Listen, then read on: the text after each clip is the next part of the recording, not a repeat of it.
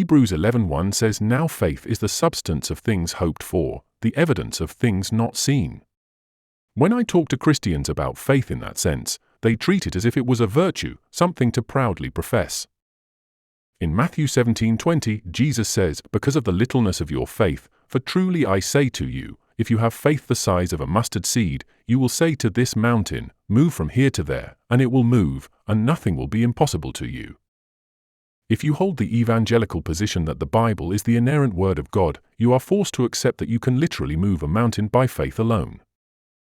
A patently ridiculous thing to believe. If you don't take the story literally and take it as a metaphor, then it makes some sense, because he is saying that if you believe you can achieve something big, you can achieve it. I, and very many other atheists, contend that faith, in the sense of Hebrews 11:1, is not a virtue. Atheist activist Matt Dillahunty describes faith as the excuse people give when they don't have a good reason for their belief.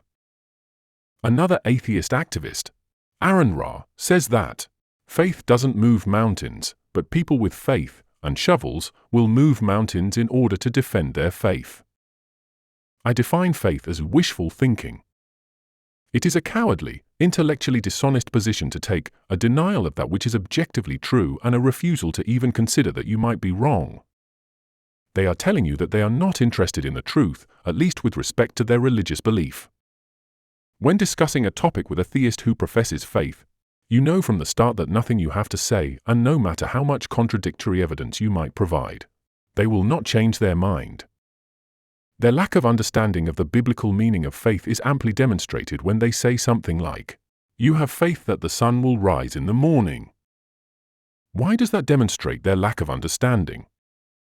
Because my faith that the sun will rise in the morning is not something I hope will happen. It is not something I have never seen. It is confidence based on something that has happened every day of the 73 years of my life. It is demonstrably true. Faith is a fixed, firm belief that will not be abandoned even in the face of contradictory evidence that shows it to be unsound.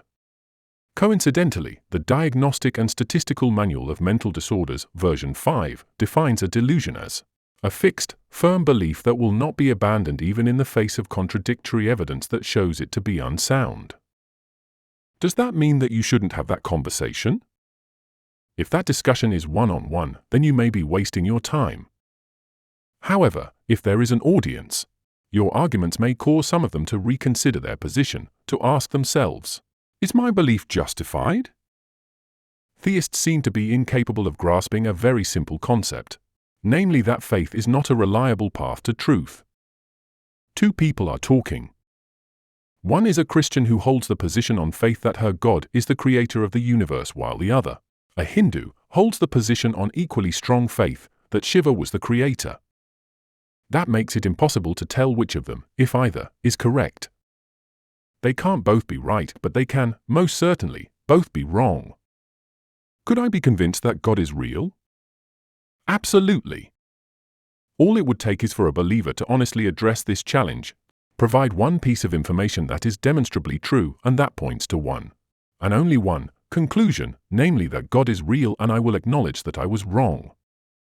I would never bow down and worship that God because the Bible shows him to be a malicious, vindictive, capricious monster, a slavery-endorsing, self-obsessed, genocidal megalomaniac. Never in my life has any believer ever really attempted it. The best I have ever got was things like "you'll find out when you're dead" or "look at the trees." I have been presented with plenty of arguments, all in some way fallacious, but never the only thing that should truly count. Evidence. Facts that are demonstrably true and that support the claim.